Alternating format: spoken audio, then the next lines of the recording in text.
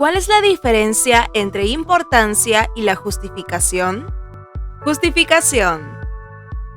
La diferencia radica en que la justificación delimita el por qué llevar a cabo la investigación, desde el punto de vista teórico, práctico y metodológico, u otro que se considere pertinente. Una pregunta clave sería: ¿para qué va a servir este estudio? Importancia. Por su parte, la importancia de una investigación hace referencia al valor de la misma. ¿Para qué es conveniente llevar a cabo el trabajo de investigación? Los beneficios que aportará, entre otros.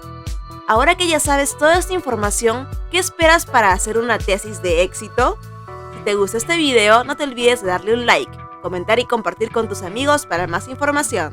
Sigamos caminando todos juntos hacia el éxito.